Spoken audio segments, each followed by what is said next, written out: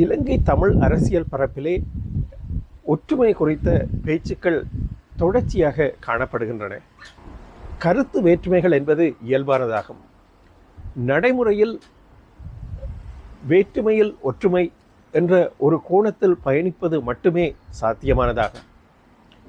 வெவ்வேறு கட்சிகளாக பிரிந்த அணிகள் ஓரணியில் திரள்வது என்பது சாத்தியமற்றது.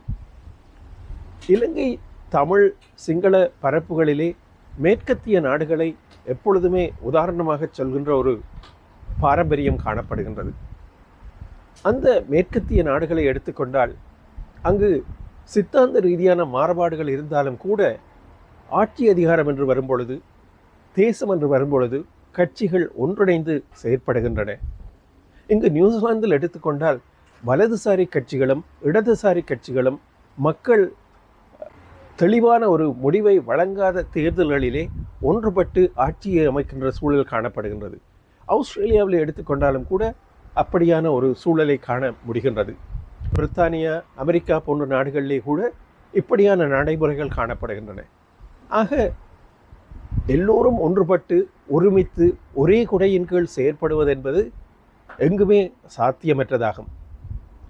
ஏன் அண்மையிலே இந்தியாவிலே நடைபெற்ற உதாரணங்களை எடுத்துக்கொண்டால், கர்நாடக மாநிலத்திலே காங்கிரஸ் கட்சி ஆட்சி செய்கின்றது.